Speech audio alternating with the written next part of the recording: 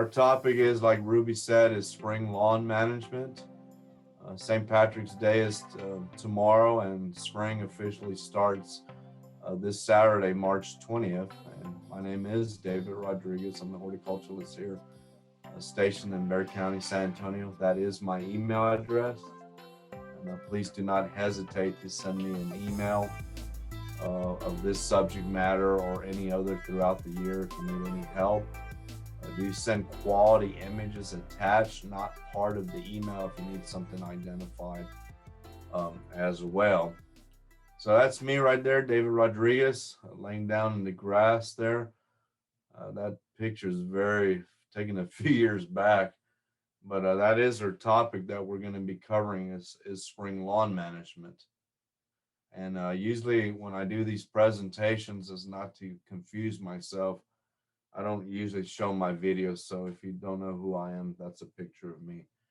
So let's try to keep the questions to the end, because a lot of times when we start answering them at the end, it's what we've already covered. So hopefully everyone has their notebook and ready to take notes. Our focus is typically on Bexar County, San Antonio, and the surrounding counties, but we do get people from throughout the state. So the information that we share with y'all today should answer everyone throughout the state in a general format there. So a little bit about the Extension Service. We are part of the Land Grant University. 107 years and growing.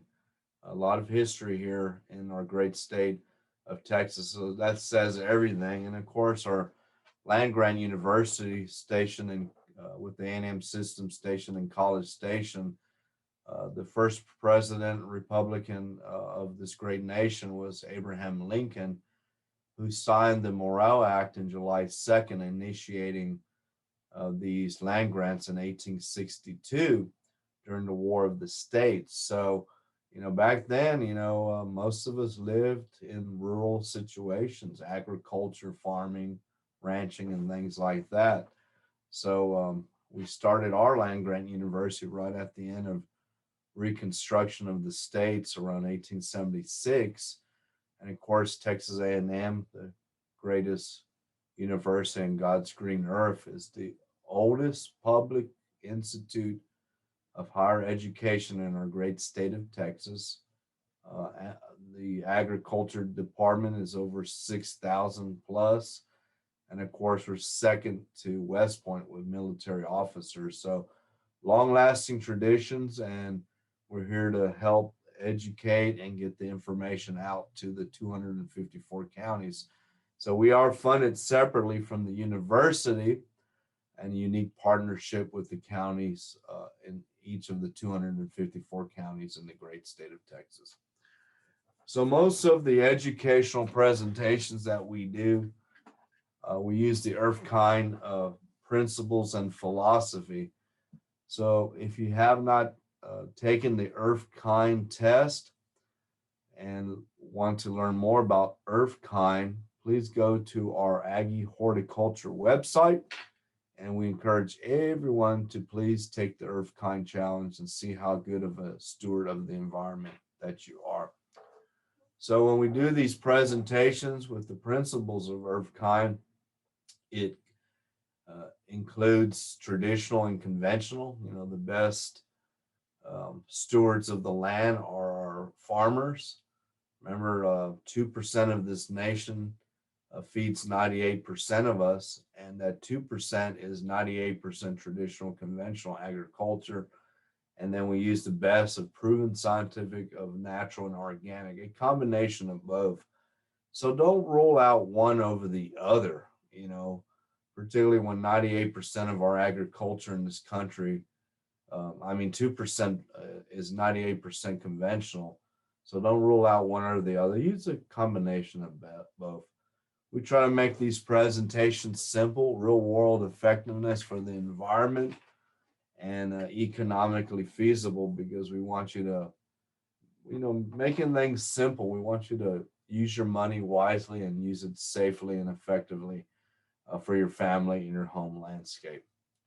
So these principles, and we'll cover this particularly when we talk about turf grass. Water conservation is always a key. You know, turf grass reduces pollutants, erosion, and things like that. So energy conservation is a key. Reduction of fertilizer and pesticide usage, and then of course reduction of yard waste entering landfills. So in this topic today with the earth kind principles, we do highly recommend what we'll be talking about, and we'll be covering quite of these principles as well. So you can't start this spring topic without a little bit discussion of what happened a few weeks back with this record-breaking weather, this freeze event that we had there. 100 plus hours below freezing. And yesterday is when we usually say spring planting is here. Start getting the first wave of tomatoes and things out that. And we mentioned that spring starts March 20th, and we always want a green lawn with St. Patrick's Day just tomorrow. So there's some challenges, not only in the landscape, but with many of the lawns that we have out there. So one challenge is your lawn green as this slide? And we have to ask the question, yes, it's green at this time, but is it weeds? So a lot of people that have very, very beautiful looking green lawns right now is they're weeds. So you might have to throw the quarter up there in heads or tails and say, hey, if I have this much of a weed mess, maybe I do need to replace most of the lawn this spring by mowing it down, catching clippings if it had any seeds, weed seeds in there, and then spraying with a non-selective herbicide, killing everything vegetatively that's green, and resodding here after you do some soil prep and sourcing good grass sod from the farm. The other thing is, why are some of these commercial landscapes or even a few residentials nice and green, and we know they're not weeds? What that is the only cool weather temporary grass that we put seed out, typically in late October through mid-November, which is a ryegrass. We do not recommend annual Oregon ryegrass. We recommend dwarf or perennial selections, and we only use that on very, very, very, let me say one more time, very well maintained and healthy Bermuda lawns at a certain rate, and St. Augustine lawns that have been well maintained. We do not recommend overseeding ryegrass on zoysia or buffalo lawns. And when the weather warms up, as we're seeing the 80, 60 temperatures right now, the ryegrass typically dies out, even if it's considered a perennial selection, dwarf types that we recommend out there. So the other reason, well, my grass is green, but it's weeds. Well, do you use your insurance policy? Insurance policies are very important. For your lawns, our insurance policy is using a broad spectrum pre-emergent herbicide granule that contains either dimension or barricade, which is both for broadleaf and grassy type weeds. So back in late August, early September, and the weather, be it rainfall or temperatures, can kind of change this guideline, and depending on what part of the state you're at. So we always ask people that have weed problems in their lawns this time of the year, or as early as January or February, did you put a pre-emergent herbicide out in the fall? 99% of the time, the answer is no. Or the weather negated it, like too much rainfall or temperatures were too extreme at that time. So what we're seeing right now in grassy weeds, which is main green on a lot that's out there in our lawns and landscape, are winter weeds, cool weather weeds that are going in survival mode, meaning they're trying to push out the next generation of weeds by flowering and setting seeds. So we should never, never let a weed flower or set seeds, because one weed today is potentially thousands the next season. And what we're doing now when we put out February, early March, which is kind of late, if you want to put a late application out, you can see how effective it is, are warm weather weeds that we'll start seeing, if we haven't already started to see, with these 80-degree temperatures. So market counters, go out to your favorite independent nursery or feed store and use these. We only use pre-emergent herbicides on the lawn to get it where it needs to be. And a couple weeks ago, I was telling everybody, get it out, because bare spots means weeds are going to be there. That's why we use mulch and flower beds, and we keep a real thick matted lawn. So mark it down until you get your lawn where it needs to be nice and green, which sometimes is just good general maintenance, which we'll be talking about here. But I think it's late, but if you want to put a late application of one of these dimension or barricade products, get it out ASAP. And as good stewards of the environment, the Earthkind philosophy, we always read and follow label instructions out there. So there's no silver bullet out there. I know how y'all are with y'all's New Year's resolutions. You know, we make all these New Year's resolutions instead of good, healthy, best practices year round. And we don't do what we're supposed to do. And that's why I want y'all to take good notes, because we get these emails all the time on how to properly, culturally, yearly take care of your landscape and the lawn, as we're talking about today's topic. So there's no silver bullet out there, folks. And the silver bullet, a lot of people look at it as weed and feed fertilizers. Okay. We do not recommend weed and feed fertilizers. It's the wrong nutrient analysis. And the small print on the bag, it says, be careful flicking the product into flower beds and underneath the canopy of trees. So what we're going to be talking about is good cultural practices, which should be covered throughout the year in your lawn. And the only herbicide potentially that we use is the pre-emergent. Once we get the lawn where it needs to be, nice and thick and green and healthy, a good mat on it, then we do not need to use this product. But this year, most of us should and will need to use it again in late August, early September. So do not use weed and feed products. It's unbelievable the amount that they sell out there on the market, but it's really not a good product and the right fertilizer to be put out, because it usually fertilize dormant grass and feeds the weeds. So it's not a good product to use. The other issue, and we're covering this way, way early before we get into general maintenance of your lawn, is shade. Just like a tomato plant, shade is for your convenience. Turf grasses need sunlight, okay? A lot of these new subdivisions and commercial sites is they plant Bermuda grass, and then they plant shade trees, small little trees, and then what happens? They grow. Bermuda does not like shade. It runs away and it declines. Zoysia, well, there's a lot of misinformation on Zoysia. Zoysia does need sun, ideally 6 hours, and there are some selections of St. Augustine that will do in semi-shady locations.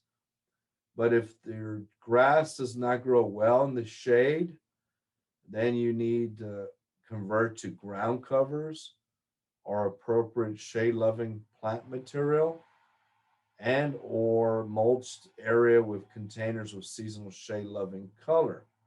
So that's the other downfall of turf grass. We get questions like this all the time.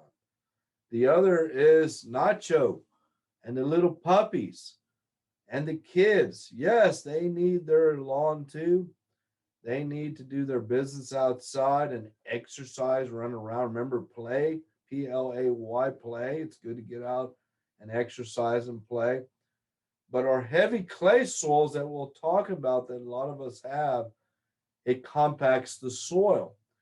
So even sports fields, golf courses and sports fields, recover out of from a soccer game, from a football game. So wear and tear on the lawns from the little dogs, yeah, they're little. Even the big dogs and kids that are playing, is a lot of wear and tear on the grass. So we're going to cover all these things to kind of minimize and prevent some of this stress from compaction of the soil, shade, um, proper fertility, and what to use when for the spring. And we talked about this in depth of what to use when. So the lawns that we cover are warm season turf grasses. So remember, the exception that we had was that first slide of ryegrass that we put out perennial or dwarf, not annual or Oregon, in late October through mid-November on well-established Bermuda lawns and St. Augustine lawns, okay? So the grasses that we grow 12 months out of the year are warm weather grasses. St. Augustine typically does not go completely dormant in the wintertime. But a lot of St. Augustine's 2 weeks back or so went dormant because of a unique weather um, occurrence that we have. Bermuda and Zoysia go brown, dormant. Okay, so we need to evaluate these lawns, and weeds is not an evaluation. The only thing that we see if we have a green lawn with weeds is it's stressed. And the more we keep those weeds green and growing is going to stress these lawns out to the point of spot replacement or replacing the lawn completely. So y'all know what St. Augustine is. It's the coarsest of all the warm season turf grasses that we grow. St. Augustine has the best shade tolerance, and we do not recommend growing Bermuda in shade or shaded areas or Zoysia. Being the coarsest blade grass, the predominance of St. Augustine grows above ground structures, okay, above ground structures. People think St. Augustine, or sometimes referred to as carpet grass, is a water waster. No, people waste water, not lawns and not plants. We waste water. The same amount of water needed for St. Augustine is the same amount for Bermuda or Zoysia, all things being equal, for survivability if we maintain the lawn 12 months correctly throughout the year. Okay. Now, there are some selections of St. Augustine, and I want you to look at these blade of St. Augustine. So when we get to mowing, we'll be stressing very well-made mowers with sharp blades. You don't want to rip any of these grasses when you're mowing it, because that will bring in potentially disease, insect, or brown leaves, which is very unsightly out there. So these are the main types of St. Augustine that are typically out there in the market. Raleigh is the standard statewide, okay? Unfortunately, if you're not maintaining Raleigh correctly, particularly when you fertilize and the proper amounts of fertility and proper irrigation and very heavy clay soils, Raleigh can be very susceptible to disease pressure. And a lot of that is because we put it on there because we're not doing correct maintenance throughout the year. FLORA-TAM St. Augustine is a selection from Florida and Texas A&M University. It's a little bit harder to find, but through our drought study test that we've done with our water purveyor many years ago, San Antonio Water Systems, This was the only St. Augustine selection, which we knew at the very start, but we needed the true study and the true science behind it, was the only St. Augustine that recovered from the drought study test. So if you have an area that's in full sun and you want the best of best St. Augustines, look for FLORA-TAM, and it's an awesome one.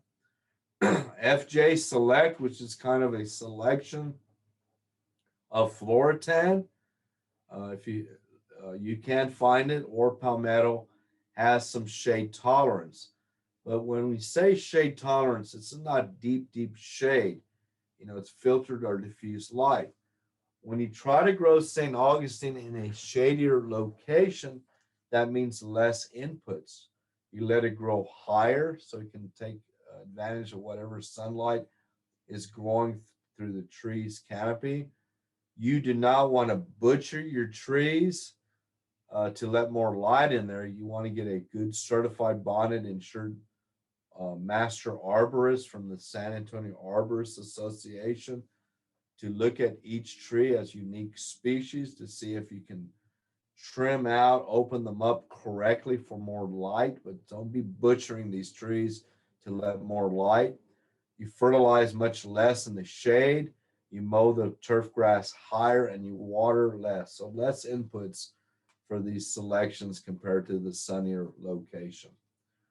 Bermuda grass. There's many selections of Bermuda grass that's out there. There's residential homeowner selections. There's commercial types that are used on golf courses, football fields, because they're the best for high traffic. Bermuda has both above ground and below ground growth structures, what we call stolons and rhizomes. So if the water is turned off on very healthy Bermuda lawns, or we're very limited on irrigating during the peak need of summertime, July and August, it's amazing how Bermuda recovers and comes back when it's brown or a quiescent dormancy in the summertime and perks up soon after you water or soon after a rainfall, unlike the St. Augustines, with the exception of well-established FLORA-TAM. Like I said, there's many selections of Bermuda out there. So you have to see which one is best. If you live in San Antonio, go to Milberger's Landscape Nursery on the side street on the access road, and they have one of the best sites of looking at these, and I believe as well as Palo Alto College has on their golf course area has some of these varieties to look at, and all the ones that we'll mention. If you want to do seed, we do not recommend seeding any of these grasses. We did talk about ryegrass that's seeded in late October through mid-November. But Bermuda can be seeded, but the varieties that we recommend that have proven the test of time is Blackjack and New Mexico Sahara in the month of May. By May, the soil has warmed up and we need to get this going quick before the oven turns on in mid-June. So a lot of people think that they're saving money by planting seed, but really you have to make sure that your seed bed, the planting zone, is very well prepared, clean, raked and level, weed-free. You have ample irrigation not only to germinate the seed, but to get it through the hot summer months of June, July, August into September and the fall time.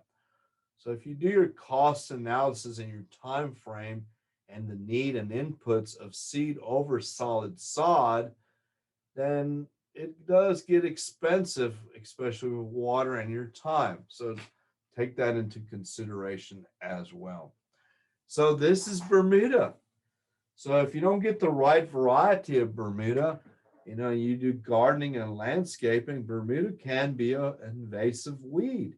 So you want to get these other varieties that do well, because if you don't get the right Bermuda selections, it can be a mess, as we know. Okay, so look at those right varieties and plant them accordingly. Zoysia I remember when Zoysia came out many years ago, this was the best uh, grass to use. You mow it twice a year and all that promises and all that stuff, but that's not true. It has inputs, but on Zoysia, we know that over the test of time, with all these new varieties that have been out there, El Toro is semi-coarse selection, and then you have Palisades and Gemar, which are really the three that have proven the test of time and typically are available out there. When you plant sod, try to source it from a reliable source. Get it green as best as you can, straight from the farm. The predominant farms that come into our market are from Warden County, Bay City area. So they're cutting on blackland clay. So that's what most of us have is clay soils. So you want to source good quality turf grass from a farm that's cutting on similar soils that you have. If you live in our sandier soils, then you want to source from areas like near Victoria, possibly, or Petite, Jordan, and where they're cutting sand for sand, clay for clay. So it's very, very important and making sure that we get good quality turf grass. You can plant turf grass sod, which come on these skids, these pallets, 50-yard pallets typically that cover about 450 square feet. Remember that most of those roots are left in that field out there. Okay, so you want to get it fresh from the farm as soon as possible. You want to plant it on a very clean planting zone, weed free, free of rocks. You let it stay fallow after you've done the proper soil preparation, 30 days at least. So if any weeds come up after you start watering, you want to plant it as soon as you get it, roll it with a sod roller, get the water on it as soon as possible. So we get these calls and emails all the time that I got this turf grass. It came in pretty nice and green, as you suggested. I spent time sourcing it from a reliable grass farm, a good sod farm, but weeds are coming up. And weeds usually come about because we didn't get the area cleaned and fallow and pre-irrigated to bring up weeds and treat those weeds. So all that is part of it. Now you're farming. You're a farmer when you're planting this grass. As you go out on the outskirts counties and seeing how they're getting ready for spring planting, they just don't go out there, till it, plant a plant, and then wonder why all these weeds are there. So preparation is very, very important. Slowing things down and planting good quality sod is very, very important. So mowing, don't bag it and mow it. A well-maintained mower with sharp blades is very, very crucial. Your best defense to minimize weed pressure is a well-maintained mower with sharp blades. Very important. Okay. So, do you know a Blanco Fix It? Do you know, your plumber, your butcher, your people that do work for you? Do you know someone like Aaron Cox of Blanco Fix It that can maintain and sharpen your mower? We should know all these people. There's plenty out there. You just got to get to know these people. Use your mower, use it often. Like we said at the beginning, never let a weed flower and set seed. Mow, mow, and mow. Mowing some of these seasonal, annual, cool, or warm weather weeds once or twice and pushing it down and letting it use its reserves and pushing up back up by mowing it a couple times or so, a lot of these weed species simply just die. So use it and use it often. And we also practice the don't bag it program.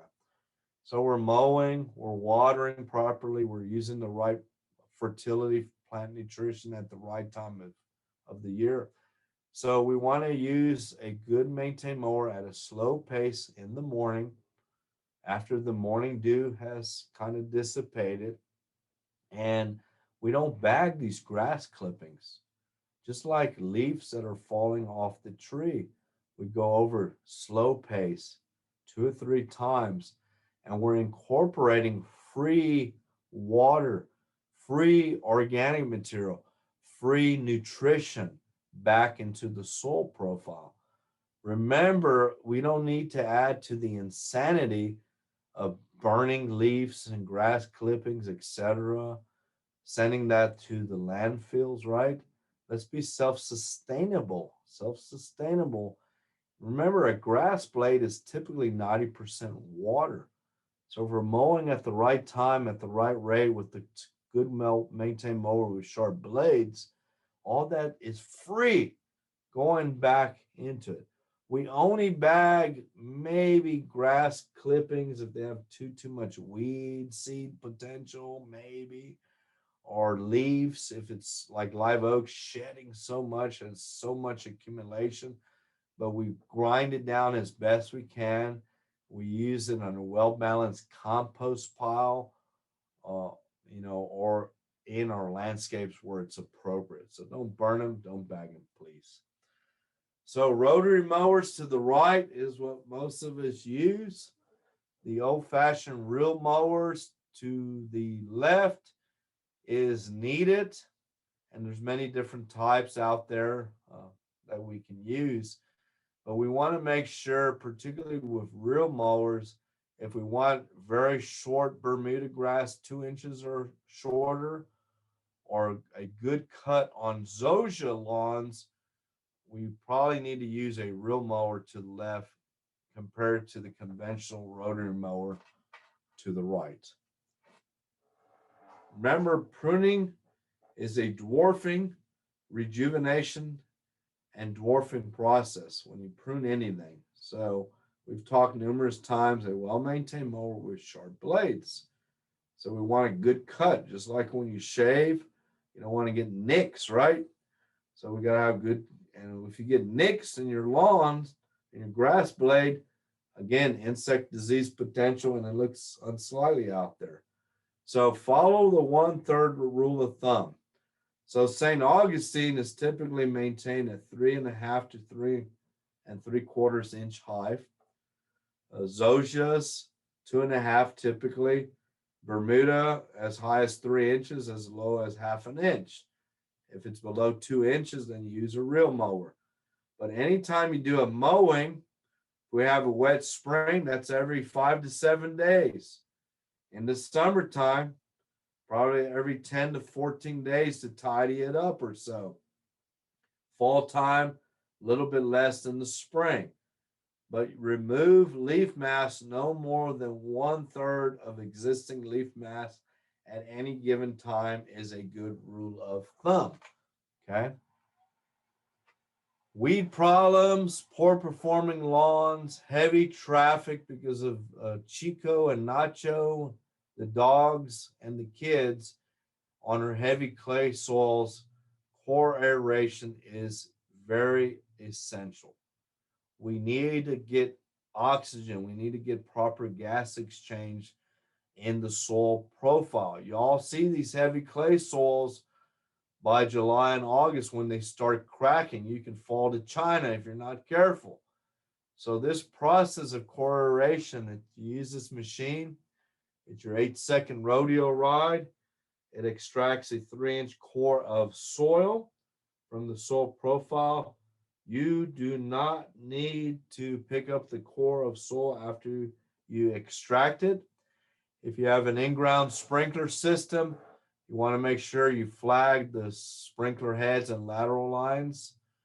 Most of these things should have been put a minimum of 4 inches below the soil surface, but we still flag just to minimize breakage or damage of the heads or lateral lines, okay?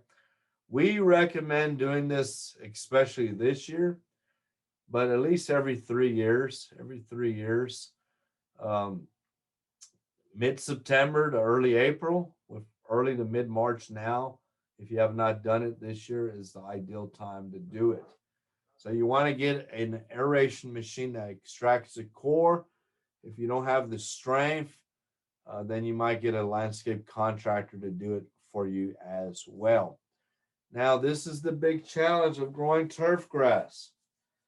You know, a lot of us have the best soil, Pennsylvania soil, deep, rich soils. Yeah, right. You know, our parent material typically on the 35 corridor is limestone. Limestone.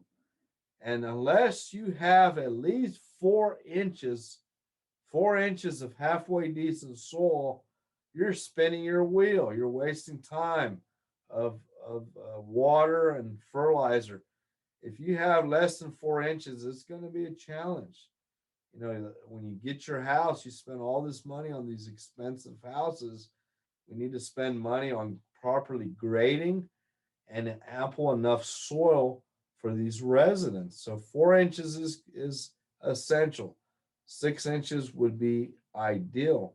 And if they're grading and working with your contractor, your builder, you know, do 80% high grade pasteurized weed-free topsoil, you know, not sand, but topsoil, particularly if we're native limestone and clay, and 20% enriched compost.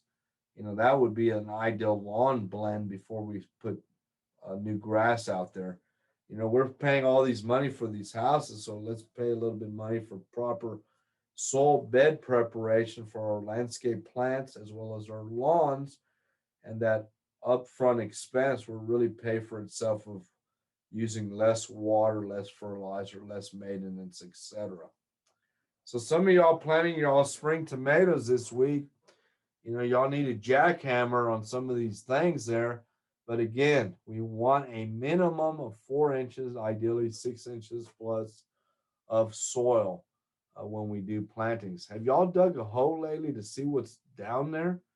You know, so imagine, you know, these builders leave a lot of backfill and debris as an expense. They don't need to haul off a lot of this material. That's what's left behind, unfortunately, on some of these lawns and landscapes. So quality control is very, very important from start to end. So after you core aerate, you extract these, and we do this again mid-September to ideally now, early April. Your warm season grasses are dormant. They're sleeping. They should be coming out of winter dormancy, we hope, from this last hard freeze here. If you want to save water, you want to cut back on nutrition, and you want to minimize weed pressure down the line, putting a 1/2 inch of a high grade, finely screened lawn dressing. Compost is the key. You don't want a lot of sand in this. You know, heavy clay soils and sand is not good. Okay. Get it out there, feather it, rake it out there, water it in real well. Remember, this lawn dressing, this compost is not fertilizer. It's a soil amendment. And you'll really will cut back your water bill, and you really will perk up these lawns going into the springtime. So there's manure based and there's biosolids. Biosolids, we have to do something with all this waste material, but the facilities that do that, like locally, like New Earth Soils and Compost in Gardenville, working with the water purveyor, they go way, way beyond EPA regulations. And it's almost putting a bag of organic fertilizer out there as well, because it's much richer than manure base. Some people don't like the fragrance of it, which tends to dissipate in a couple days after you put it out. But you want to see your lawn green up this spring, biosolids is really the best one. So put it out on a Friday. Make plans to leave for the weekend and tell your neighbor, I don't know what happened. And by Sunday or Monday, when you come back, that unique fragrance will dissipate with no time at all.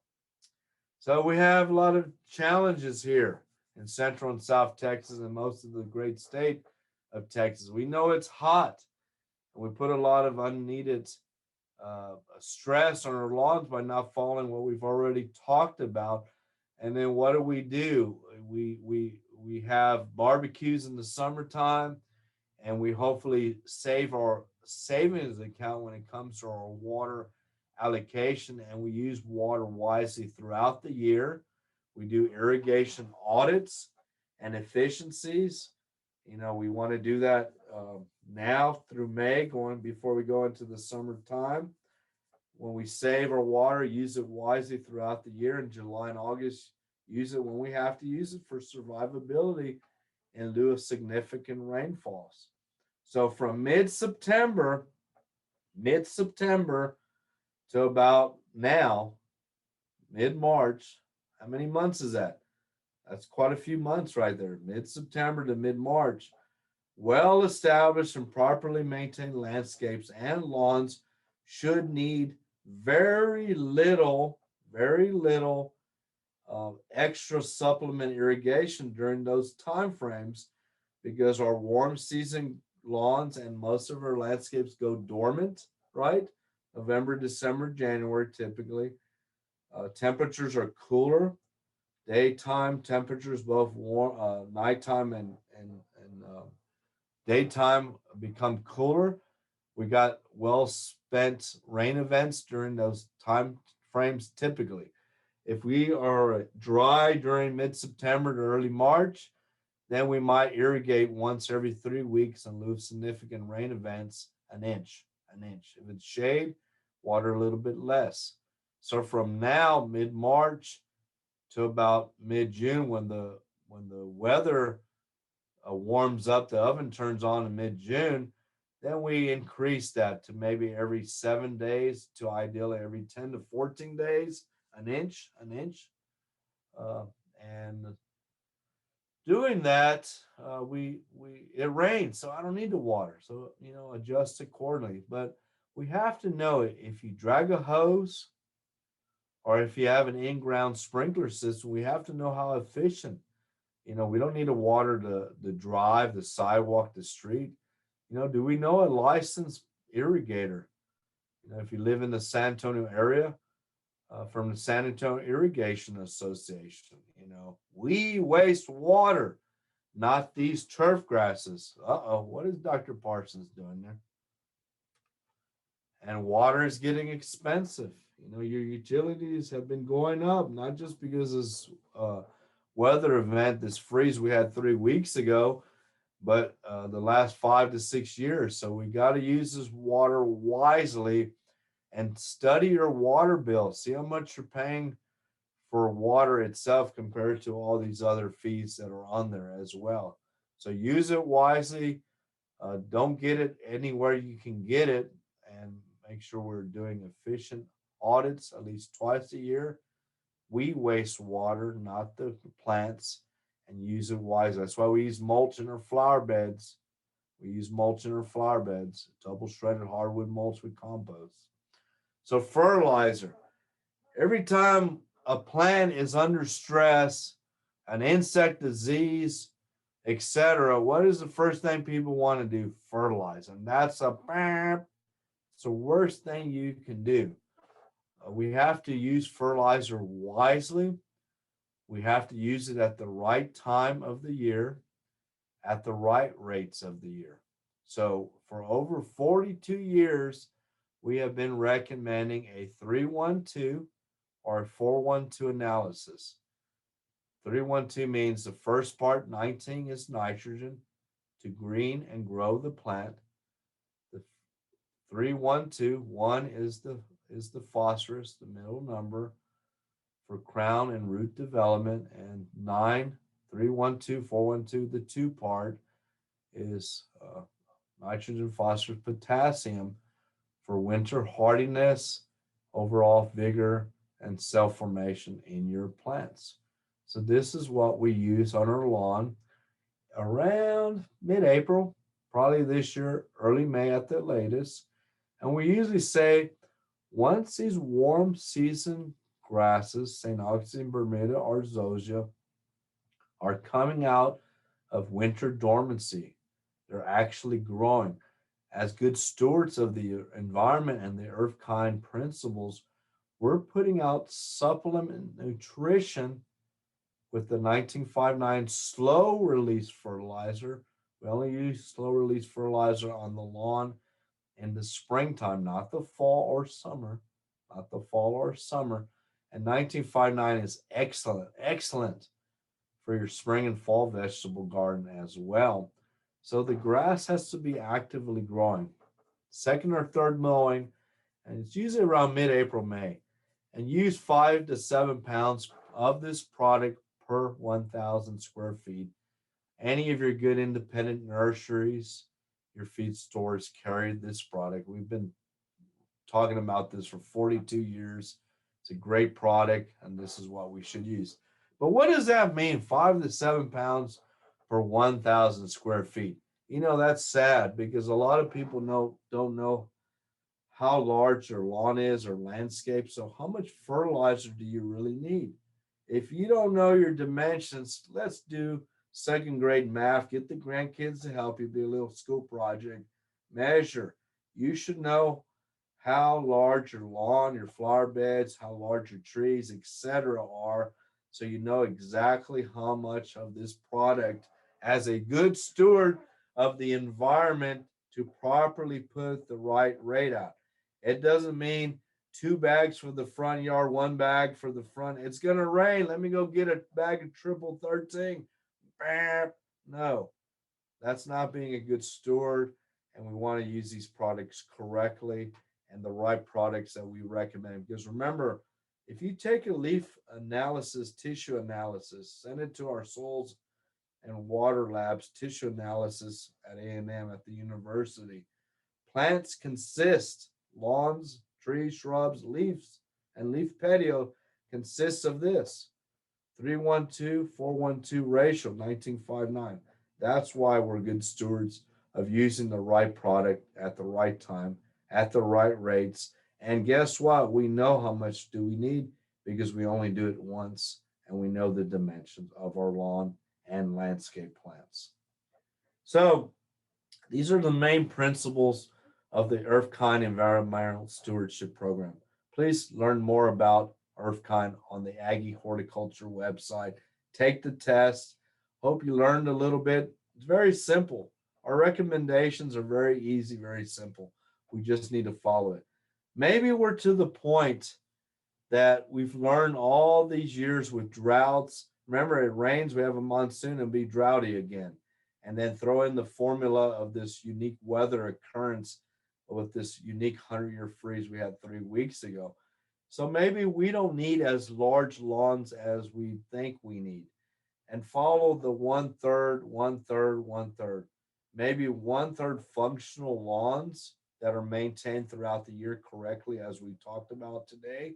So we have a little bit play for the kids and our little dog, Nacho and Chico. One third landscape material, good hardy perennials, using a lot of Texas superstar plants. Ground covers were appropriate for areas that are hard to get the mower in there. Erosion issues, maybe it's too shady, appropriate shade loving plants, as we talked about. It's very hard to grow these warm season turf grasses in deep shade. And one third hardscape, pervious surfaces. And this does not include using gravel or aggregate around our landscape plants. Mulch, mulch, mulch, both in May and again in September. Twice a year, 2 inch thick, 2 inches away, a double shredded hardwood mulch with compost. One third, one third, one third. Remember, turf grass does not waste water. We waste water. But if we follow these steps that we already talked about today, you can cut back on your watering with the composting and aeration, nutrition long term, and a thick, well maintained matted lawn will minimize weed pressure in the long run as well. So we talked about Aggie Horticulture. If you're not familiar with our Bear County Extension Service website, and of course, don't forget Dr. Jerry Parsons, plantanswers.com. A lot of great archived information there. If you're not utilizing these, please do so. This takes Ruby about a week, but we have about 4 or 5 other lawn archive webinars and insect webinars on lawns and other great horticulture, gardening, and entomology and other 4-H related topics on our YouTube channel. If you're not subscribed to it, we really recommend please subscribe to it. Help us get the word out on the My Extension 210 YouTube channel. And if you're still recovering from the 2021 winter, we have an excellent webinar there as well. So hopefully you can hear me every Saturday on the WOAI 1200 radio show. I've been doing that 16 years with my radio mentor, Bill Rody. It's Bill Rody, many hats that I wear here as the horticulturalist. And I want everyone to do me a favor and help us get the word out here. This week, we need everyone to get this done if you have not done so. It's a survey called Texas Speak Survey. So if you go to our Bexar County Extension Service website and take the survey, it doesn't take you 10 minutes. And this is grassroots. So if you don't live in Bexar County, that's fine.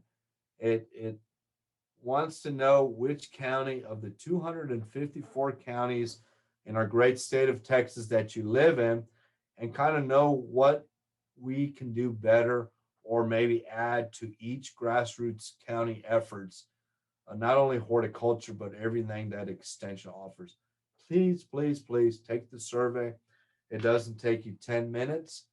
And thank you for your patience of changing our platform and our emails and all that good stuff. Change is necessary sometimes to keep going forward. So there's my email address. Don't forget to send me emails if you need anything questioned, answered. And Ruby, we got a few minutes here to answer any lawn-related questions that we might need review or we did not cover today. Thank you, folks. Great. Thank you, David. Yes, if you have any questions, please feel free to type them in the chat box and I can read them aloud for David and we can discuss them. Let's see. So our first question comes from Larry and he asks, what about core aeration versus water jet aeration? Core aeration versus water jet aeration. Well, we're talking about lawns. So a lot of us have these heavy clay soils, as we mentioned a couple times.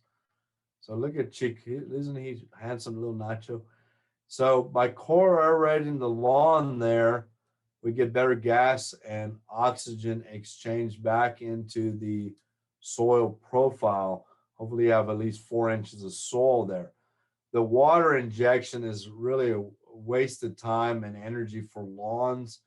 Sometimes you can do that for trees, particularly if you need to get water down during droughty times quicker into that root system, or nutrition by injecting it.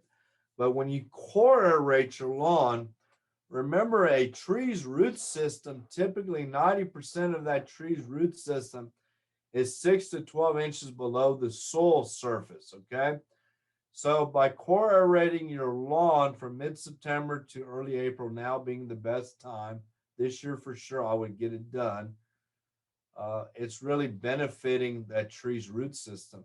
So you're not only doing the lawn, but you're helping the trees as well. So do core aeration. Doing the other one, the water injection, really it's not practical for lawns, and it's used only on certain trees when it needs it.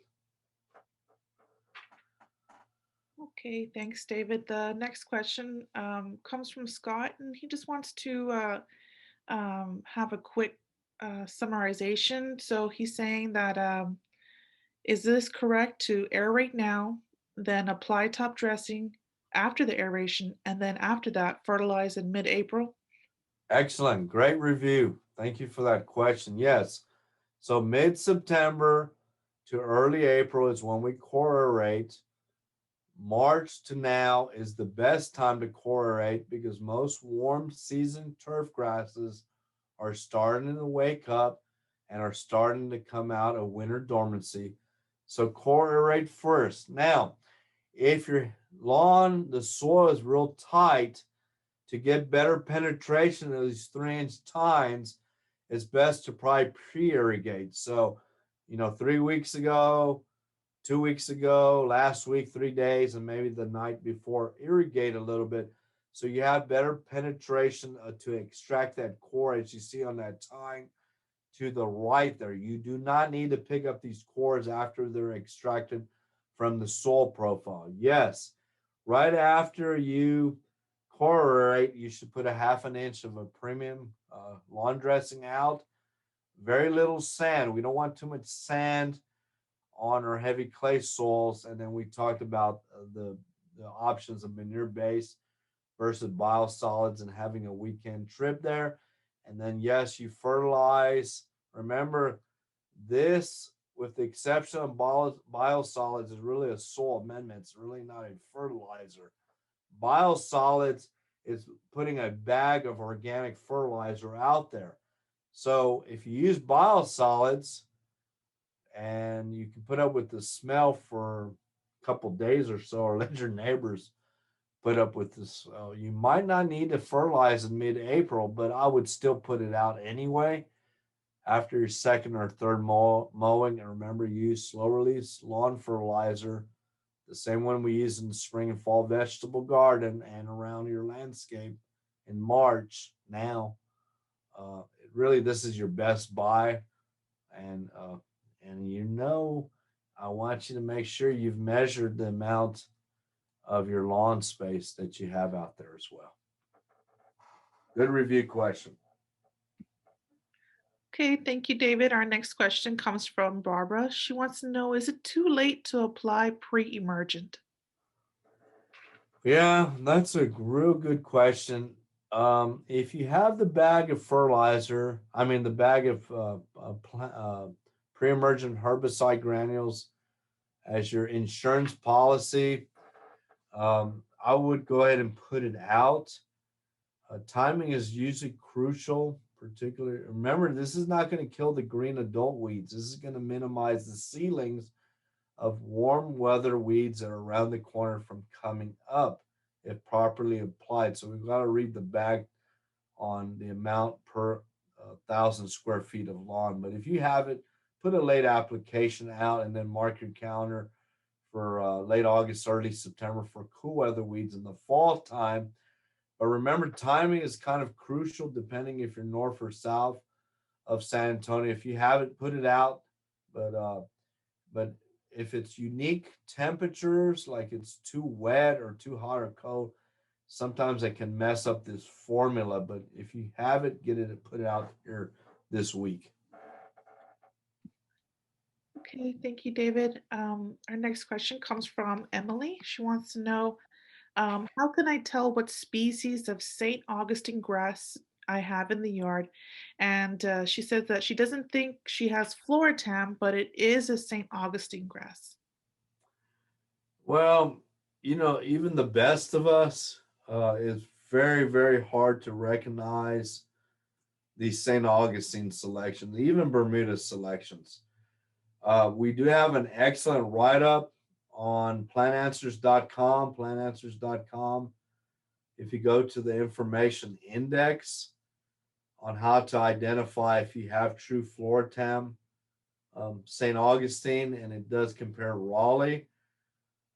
If you go to Milberger's Landscape Nursery, go to their little trial site on the access road, and the folks there, and like King Ranch Turf Farm, if you take them a good sample of the grass that's actively growing, long sprigs of it, they can probably help you get a little bit closer to what it is. But it's very hard to get true identification on these turf grasses.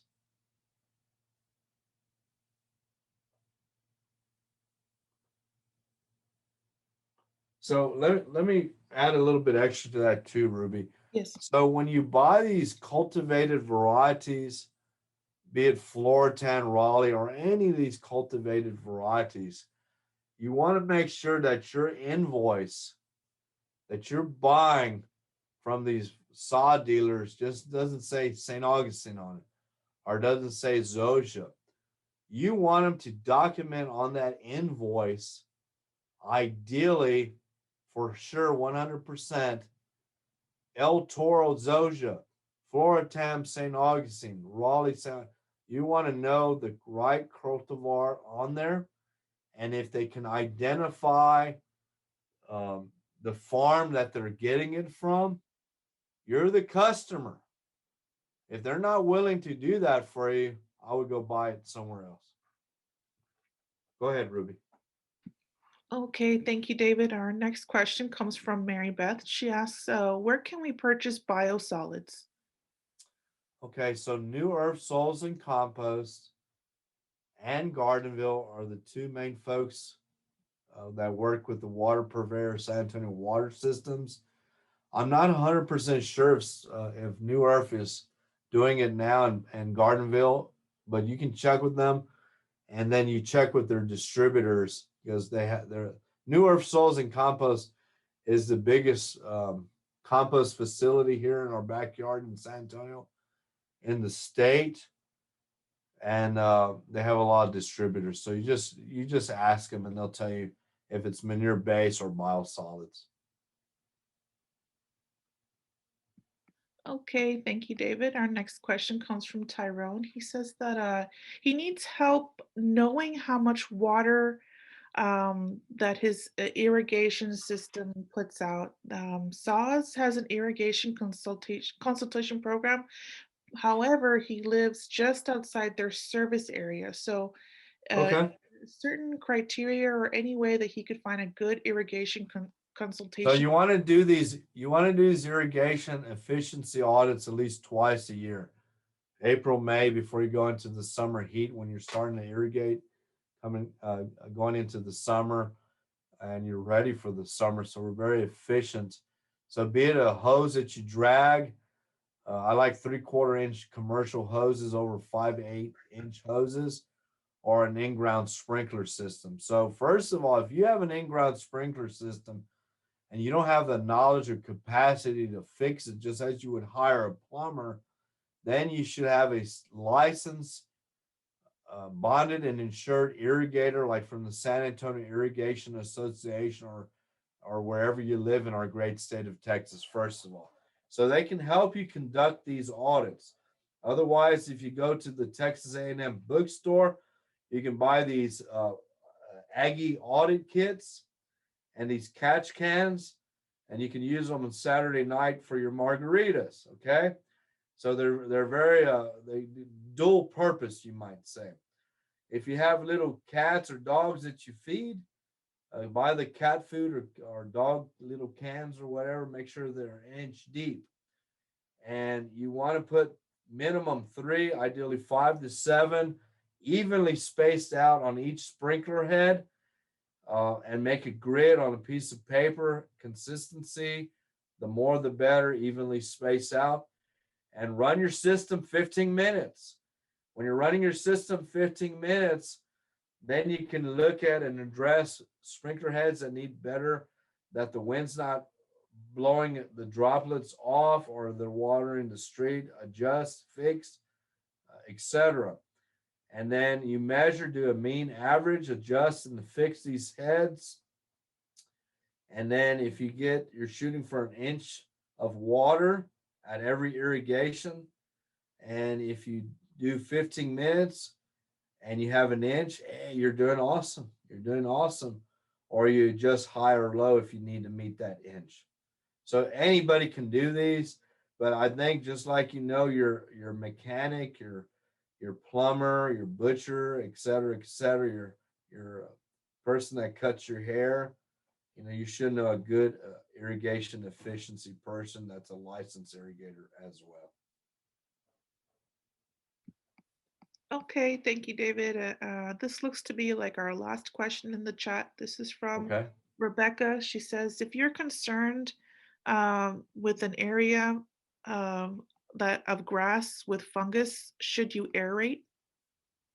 Yeah, that's another good question. When you followed everything we talked about, and then of course you can review this in about a week, give Ruby a little chance. Thank you, Ruby, for archiving these. You can kind of get better notes or review this again on the My Extension 210 YouTube channel. Fungus is typically brought about because we're overwatering. We're not fertilizing everything we talked about today. We're overwatering. We're not fertilizing at the right time with the right rates. We're not mowing correctly. with a well-maintained mower with sharp blades. We're not removing 1/3 at any given mowing time. And we have heavy clay soils that we're not letting better oxygen and air in the soil profile through core aeration and lawn dressing. So disease and fungus, we can bypass or minimize this by just following what we've already talked about today. And as good stewards and practicing IPM, integrated pest management, we don't want to know, what do I use on this insect? What do I use on this disease? No, that is not the question. Why do I have this insect? Why do I have this disease? And what can I do properly in my landscape or my lawn to minimize these occurrences from happening? That goes back to that silver bullet that we mentioned earlier with weeds and weed management, and they sell tons of this, but it's not a good practice, and then it's not a good product of using weed and feed fertilizers. So if you have an insect or disease, ask why it's there, and then what can I use, properly use, that's effective and cost efficient, that has science behind it, you know, as that fungicide, as that insecticide for your lawn or landscape. Thank you, Ruby. Thank you for everybody that joined us today. I hope y'all learned a little bit. Don't forget to please subscribe to the My Extension 210 YouTube channel. I hope y'all learned a little bit. I hope y'all got good notes or reviewed. Remember, you can go to the My Extension 210 YouTube channel within a week's time. Give her Ruby a little chance to archive it. And thank you for doing that, Ruby, and all the other great information we have there. We'll listen to me Saturday, Mr. Rotary, every Saturday. And then please, with this free seminar, we encourage you to take this survey. It takes you 10 minutes out of your time. Spread the word to your friends, because we need to get all this in this week, please. And then send me an email. And always remember, learn and have fun, and plant some good Texas Superstar plants in your landscape this spring. Thank you for joining us.